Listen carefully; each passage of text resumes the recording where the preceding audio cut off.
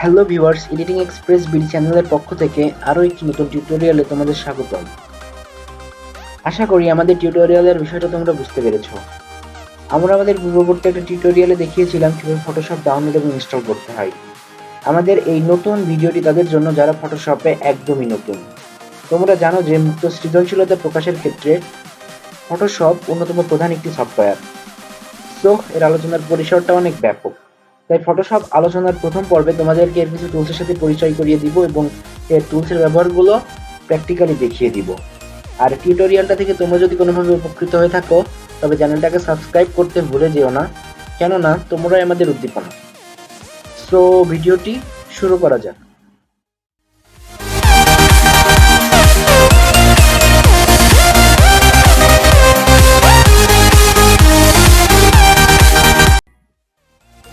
সেখানে ফটোশপ সফটওয়্যারটি ওপেন অবস্থায় আছে এবং এর বাম পাশে তোমরা একটি বার লক্ষ্য করেছো এবং এটিও মূলত ফটোশপের টুলস বার। তো টুলস বারে মূলত 25 রকম টুলস এখানে দেওয়া আছে এবং এর অভ্যন্তরে মোটামুটি প্রায় 50-এর অধিক টুলসের ব্যবহার রয়েছে, কিন্তু এতগুলো টুলসের ব্যবহার একটি মাত্র ভিডিওতে কভার করা সম্ভব নয়। এজন্য আমরা ভিডিওটিকে 3টি পর্বে ভাগ করেছি। তোমাদের প্রথম পর্বে থাকছে ফটোশপের প্রথম 6টি টুলসের ব্যবহার, যার প্রথমটি হচ্ছে মুভ টুলস এবং পরেরটি হচ্ছে মার্কি টুলস এবং মার্কি টুলসের অভ্যন্তরে আছে rectangular mark tools, elliptical mark tools, single rho mark tools, single column mark tools এবং তারপরে আছে ল্যাসো টুলস এবং ল্যাসো টুলসের অভ্যন্তরে আছে lasso tools, polygonal lasso tools, magnetic lasso tools. তারপরে আছে object selection tools, quick selection tools, magic one tools এবং 5 number এই টুলসটার অভ্যন্তরে আছে group tools, perspective group tools, slice tools, slice select tools এবং এট লাস্ট এটা হচ্ছে ফ্রেম টুলস। এখানে একটা আছে তোমাদের বোঝানোর সুবিধার্থে আমি এখানে একটি ছবিকে ওপেন অবস্থায় রেখেছি, যাতে তোমরা আমি তোমাদের কাজগুলো প্র্যাকটিক্যালি দেখিয়ে দিতে পারি। তো আমাদের আলোচনার প্রথম বিষয় মুভ টুলস। তো মুভ টুলসের কাজ কি সেটা তোমাদের দেখিয়ে দিই। তো এটা মুভ টুলসের কাজ হলো কোনো একটা ছবিকে অন্য একটা ছবির সাথে মুভ করানো বা কোনো একটা নতুন পেজে ওই ছবিটিকে মুভ করানো অথবা সিলেক্টকৃত অংশকে মুভ টুলসের সাহায্যে মুভ করানো যায়। তো চলো দেখে আসি। তো এক্ষেত্রে আমাদের মুভ টুলসের কাজ দেখাতে হলে অন্য একটা সিলেকশন টুলসের সাহায্য নিতে হবে বা যে কোনো মার্ক টুলসের সিলেকশন নেওয়া যায়। তো আমরা এখানে এই টুলসটার সাহায্য নিচ্ছি এবং আমরা ছবিটাকে প্রথমে ড্র্যাগ করে মার্ক করি। ছবির এই অংশটুকু মার্ক হয়ে গেল এবং আমরা এখানে মুভ টুলসে গিয়ে ইচ্ছা মতো ছবিটাকে মুভ করাতে পারবো। তো মুভ টুলসের কাজ বোঝা গেল। তো যখন মুভ টুলসে সিলেক্ট করা থাকবে তখন এখানে অটো সিলেক্ট এবং শো ট্রান্সফর্ম কন্ট্রোলস গুলা দুটা অপশন দেখতে পাবে। তো এগুলার কাজ কি চলো দেখিয়ে দিই। এগুলো দেখাতে হলে আমাদেরকে একটা নতুন পেজ ক্রিয়েট করতে হবে। তো চলো আমরা একটা নতুন পেজ ক্রিয়েট করি। ফাইন্ডে গিয়ে নিউতে গিয়ে এখানে আমরা দেখো 9 হাইট ওয়াইড 9 ইঞ্চি এবং হাইট 12 ইঞ্চির একটা সাদা ব্যাকগ্রাউন্ডের পেজ তৈরি করা আছে। আমরা পেজটিকে ক্রিয়েট করব। দেখো পেজটি এখানে চলে আসলো এবং এই ভিডিওর আগের মতো আমরা আবার সিলেক্ট করব এবং এই মুভ টুলসের সাহায্য নিয়ে ছবিটাকে নিয়ে আবার ওই পেজে নিয়ে ছেড়ে দিব। দেখো ফটোটি এখানে চলে আসলো।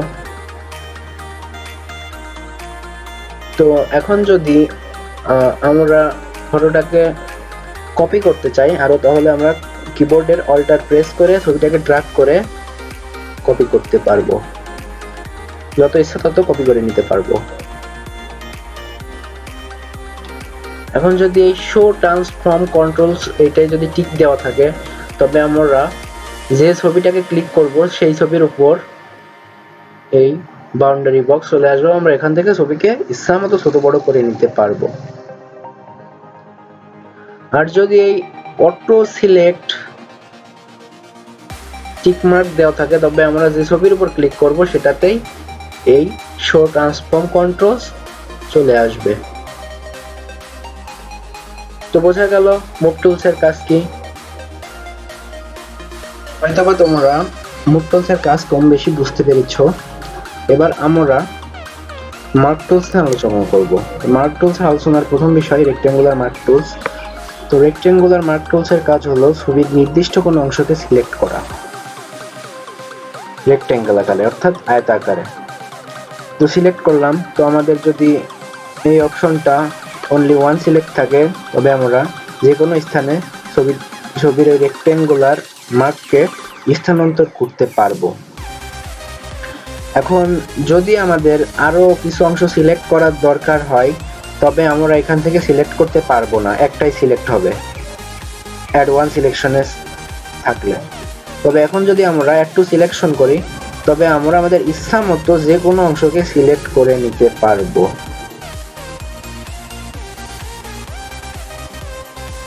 তো বোঝা গেল রেক্ট্যাঙ্গুলার মার্ক টুলস এর কাজ কি। এবার আমরা আলোচনা করব এলিপ্টিক্যাল মার্ক টুল নিয়ে। তো এলিপ্টিক্যাল মার্ক টুলস এর কিছু চমৎকার কাজ আছে, একটা চমৎকার কাজ আছে যেটি তোমাদের আমি একটু পরে দেখিয়ে দিই। তো এলিপ্টিক্যাল মার্ক টুলস মূলত ওইটার মতোই, জাস্ট এটা বৃত্তাকার। তো বৃত্তাকার সিলেকশনের জন্য এটা ব্যবহৃত হয়। এখন যদি আমাদের অ্যাড টু সিলেকশনে থাকে তবে ওটার মতোই আমরা শুধুমাত্র একটা সিলেকশন করতে পারবো। দেখো অ্যাড টু সিলেকশনে থাকলে আমাদের ইচ্ছা মতো যতগুলো দরকার হয় ততগুলো সিলেক্ট করে রাখতে পারবো।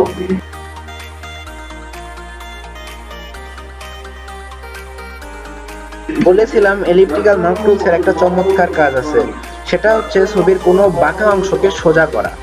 যেমন ছবির জন্য যদি কোনো ঘাট বা কোনো অংশ যদি বাঁকা থাকে সেটাকে সিলেক্ট করে এলিপ্টিক্যাল মার্ক টুলস এর সাহায্যে সেটাকে সোজা করা যায়। দেখো ধরো এই মাথাটাকে আমি সোজা করব,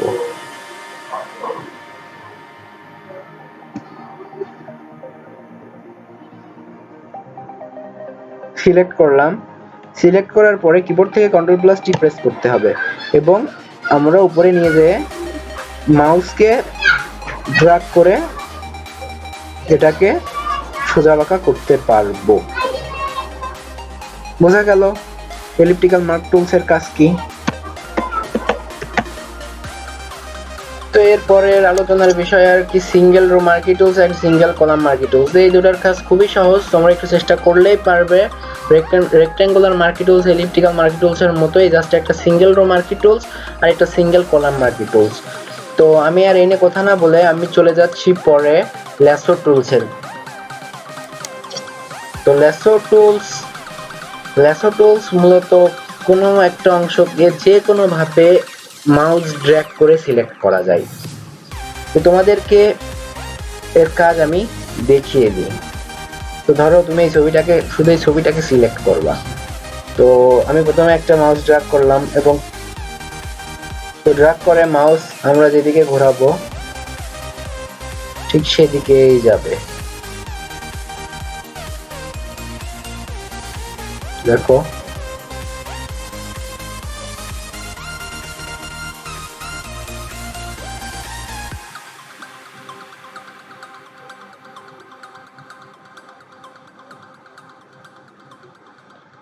এবং ঠিক যেখান থেকে শুরু করেছিলাম সেইখানে এনে ছেড়ে দিব। দেখো ছবিটি সিলেক্ট হয়ে গেল এবং আমরা ওই একই ভাবে ছবিটাকে মুভ করাতে পারবো।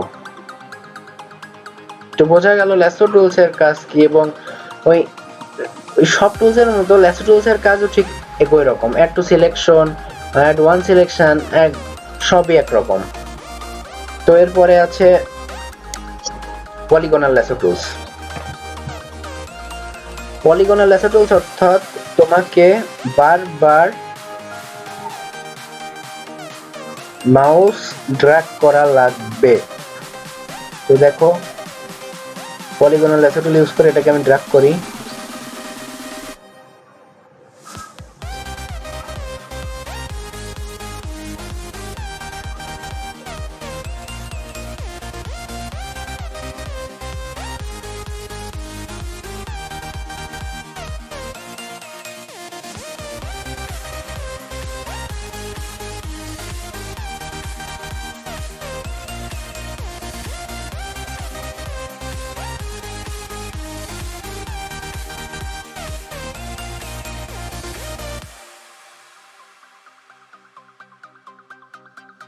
ঠিক আগের মতো এক জায়গায় এনে ছেড়ে দিব।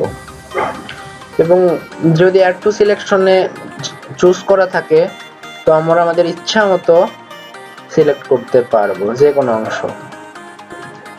এরপরে আছে magnetic lasso tools. Magnetic lasso tools অর্থাৎ এটা ম্যাগনেট অর্থাৎ চুম্বকের মতো আকর্ষণ করবে তোমাকে। জাস্ট ছবির চারপাশে মাউসটাকে ঘোরাতে হবে এবং এটা অটোমেটিকলি ছবিকে সিলেক্ট করে নিতে পারবে। দেখো প্রথমে একটা মাউস ড্র্যাগ করলাম এবং ছবির চারপাশ দিয়ে কার্সরটাকে ঘোরাই।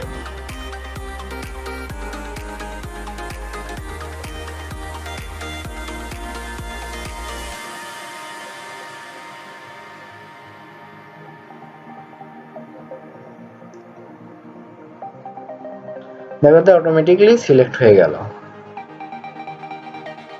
সো এই অ্যাড টু সিলেকশন ঠিক একই ব্যাপার। তো এবারে আমরা অবজেক্ট সিলেকশন টুলস নিয়ে আলোচনা করব। অবজেক্ট সিলেকশন টুলস এর আলোচনার একদম প্রথমেই আছে অবজেক্ট সিলেকশন টুলস। এটার একটা চমৎকার কাজ হলো যে এটা ছবির উপর একটা অংশের উপর ড্র্যাগ করলে সেটা অটোমেটিকলি মার্ক হয়ে যায়। দেখো কাজটি করে দেখাই,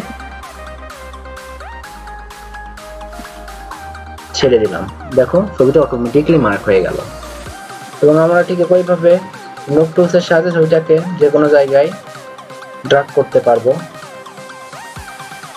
তো চলো আমরা দেখি কিভাবে এর সাহায্যে ব্যাকগ্রাউন্ডের কালার পরিবর্তন করা যায়। তো যেহেতু ছবিটা সিলেক্ট আছে, এর ব্যাকগ্রাউন্ডের কালার পরিবর্তন করতে হলে আমাদের সিলেক্ট অপশনে গিয়ে ইনভার্ট সিলেক্ট করতে হবে। দেখো ব্যাকগ্রাউন্ড সিলেক্ট হয়ে গেল এবং আমরা কিবোর্ড থেকে control plus back space press করলেই ব্যাকগ্রাউন্ডের কালার চেঞ্জ হয়ে যাবে। এবার আমরা কুইক সিলেকশন টুলস নিয়ে আলোচনা করব। তো কুইক সিলেকশন টুলস এর ছবিটার উপরে ড্র্যাগ করলেই ছবিটা মার্ক হয়ে যাবে। তো বোঝা গেল কুইক সিলেকশন টুলস এর কাজ কি। এবার আমরা ম্যাজিক ওয়ান টুলস নিয়ে আলোচনা করব। তো ম্যাজিক ওয়ান টুলস আলোচনা করার ক্ষেত্রে এখানে অ্যাড টু সিলেকশন রাখতে হবে এবং ছবিটাকে কিছু ক্লিকেই ছবির ব্যাকগ্রাউন্ড কে আমরা সিলেক্ট করে নিতে পারবো। তো দেখো ছবির ব্যাকগ্রাউন্ডটা সিলেক্ট হয়ে গেল এবং আমরা একইভাবে এই ব্যাকগ্রাউন্ড কালার এখান থেকে পরিবর্তন করে শুধুমাত্র control plus back space press করলেই ছবির ব্যাকগ্রাউন্ড পরিবর্তন হয়ে গেল। তো আমরা এখানে যদি আমরা লাল না রেখে অন্য কালার রাখি, যেমন সবুজ নীল রাখি, তবে control plus back space press করলে ব্যাকগ্রাউন্ড নীল হয়ে যাবে। তো এটাই হলো মূলত অবজেক্ট সিলেকশন টুলস এর কাজ। তো এরপরে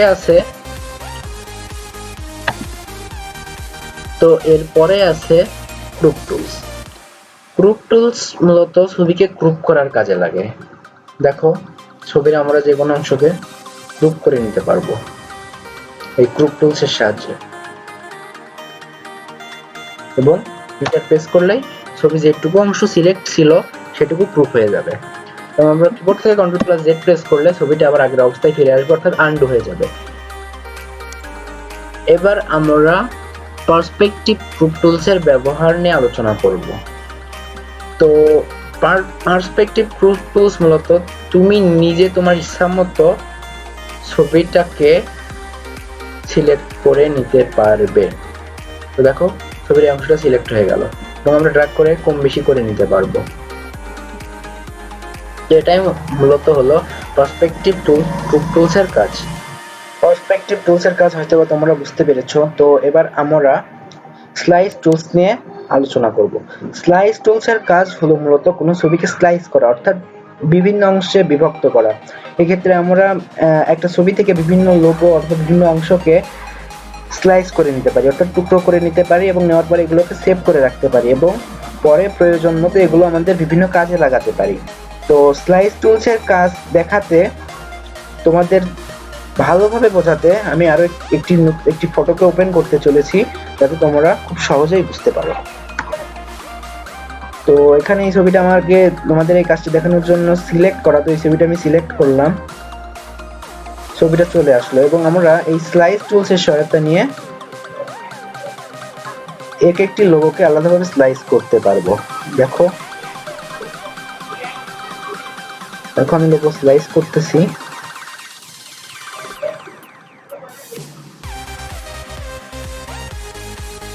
স্লাইস হয়ে গেল।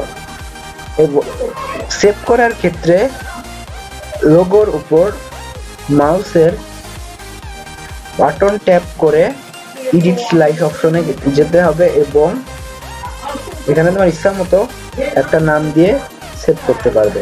আমি তো এখানে দিচ্ছি ARGA, ওকে করলাম। ওকে করার পরে কিবোর্ড থেকে alter shift control S press করলে দেখো এই স্লাইসকৃত অংশগুলো এখানে চলে আসলো এবং আমরা এটাকে সেভ করব এবং তোমার ইচ্ছা মতো যে কোনো ফোল্ডারে তুমি রাখতে পারো। তো আমি এখানে ডাউনলোডসে রাখবো। তো এখানে ইচ্ছা মতো তোমরা একটা ফোল্ডার ক্রিয়েট করে নিতে পারবে, যে কোনো একটা নাম দেওয়া যায়, স্লাইস দিলাম আমি।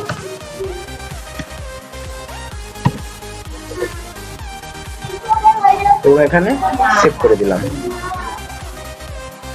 তো তোমার স্লাইসকৃত অংশগুলো তুমি ওই তোমার সিলেক্টকৃত ফোল্ডারে পেয়ে যাবে। তবে এর পরের বিষয় হলো স্লাইস সিলেক্ট টুল।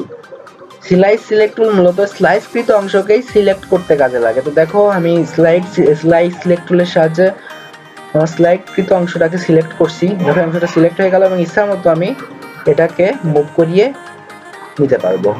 তো দেখো মুভ করানো যাচ্ছে। এটা হলো মূলত স্লাইস সিলেক্ট টুলস এর কাজ।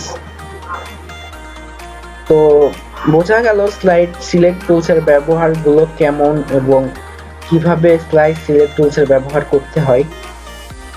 তোমরা হয়তো বা স্লাইস টুলস অথবা স্লাইস সিলেক্ট টুলস এর কাজগুলো বুঝতে পেরেছো। তো এবারে আমরা আলোচনা করব ফ্রেম টুলস নিয়ে। ফ্রেম টুলস মূলত ছবিকে ফ্রেম অর্থাৎ গাঠনিক কাজে ব্যবহৃত হয়। ছবিকে যখন আমরা ফ্রেমের আন্ডারে নিয়ে যাব, যে ফ্রেমের আন্ডারে নিয়ে যাব ছবি ঠিক সেই রকম ফ্রেমে আসবে। তো ফ্রেম টুলস যখন আমরা সিলেক্ট করব তখন এর আন্ডারে দুটি অপশন দেখতে পাবো, একটা বৃত্তাকার আর একটি চতুর্ভুজাকার, দুই রকমের ফ্রেমস দেখতে পাবো। তো এইগুলো আলোচনার জন্য আমরা নতুন একটি পেজ ক্রিয়েট করব। তো এখান থেকে আমরা এই পেজটি ক্রিয়েট করি। এবার দেখো আমরা এই চতুর্ভুজাকার ফ্রেম টুলসে কে কিভাবে ইউজ করি। তো এখানে আমরা একটা ফ্রেম নিই, তো আমরা এই ফ্রেমটা নিলাম। তো এখান থেকে আমরা ফ্রেমটাকে ছোট বড় ইচ্ছা মতো করে নিতে পারবো। তো আমি এই আকার করে নিলাম এবং এখান থেকে মুভ টুলসের সাহায্য নিয়ে ছবিটাকে ড্র্যাগ করে নিয়ে এসে এইখানে রেখে দিলাম। দেখো ছবিটাকে বড় করি,